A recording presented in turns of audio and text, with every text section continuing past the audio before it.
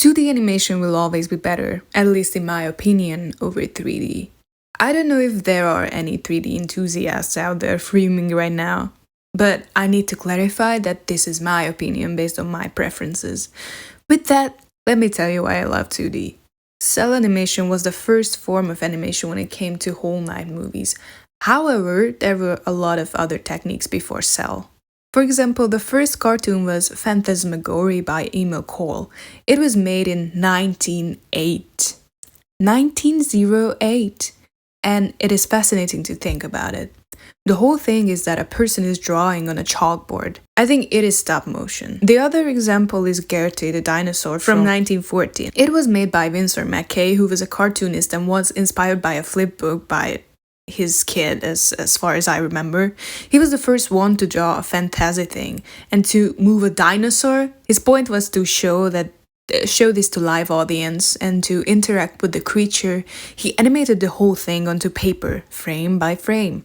But all of the early animation and rotoscopes have one thing in common, which is they are not trying to be perfect. They are heavily relying on giving out a story or a vibe, a purpose, which is probably the point of animation.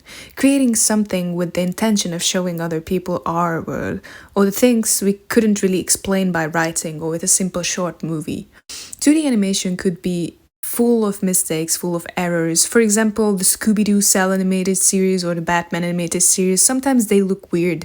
The proportions are a bit off, especially in the early ages. You could distort and move your character around as you wanted, squashing and stretching them. It just added to the atmosphere. Before I say anything about the 3D animation, I will let you know that I am not talking about clay animation or stop motion. Those are very human-like to me because they have errors too. For example, clay animation relies on mistakes, and the reason for it having that mysterious, eerie, interesting effect. Sometimes you can even see the fingerprints on the clay, and on the cell animations you can see the outline. Sometimes the sketches even. It's very apparent in Aristocrats from Disney. Like, it is more human, it has a soul.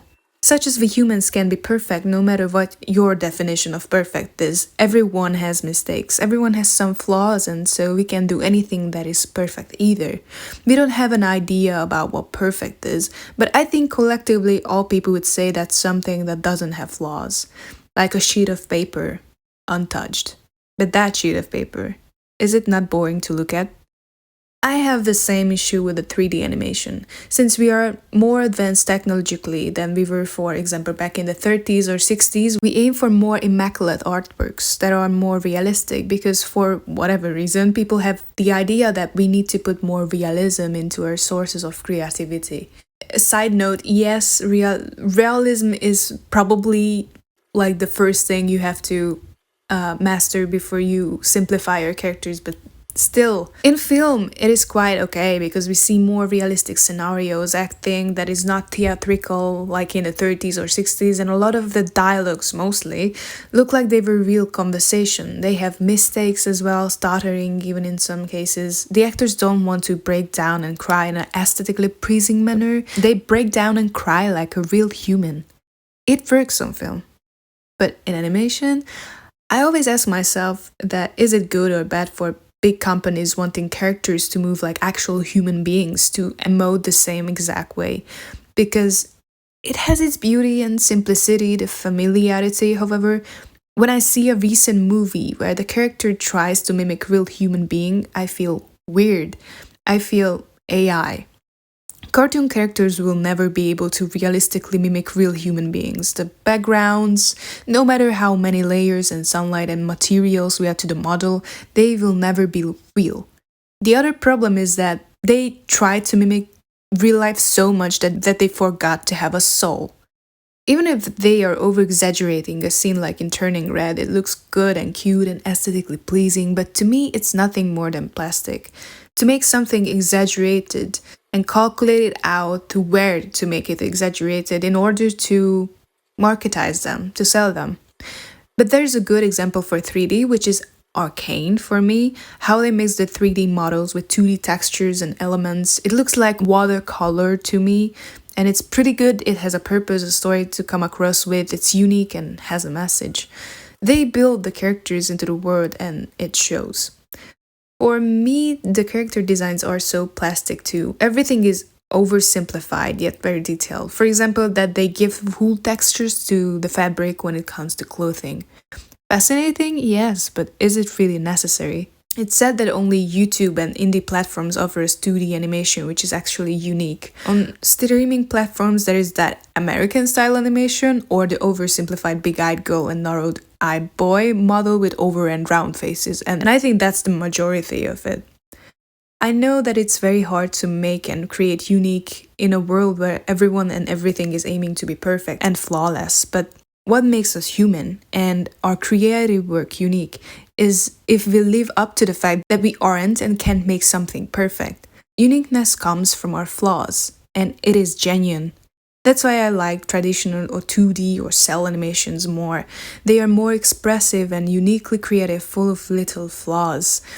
Flaws make style. If we all would follow the general rules of art, then where would animation be? So, yes, that is my take on that, but I think everyone can relate to that at some point. I'm sure that your favorite movies have the cringeworthy and awkwardly animated scenes which became iconic, justifying its cringiness, turning it into badass. What are your opinions? I'm genuinely curious if anyone thinks the same or noticed this pattern. Don't be afraid to share your opinions.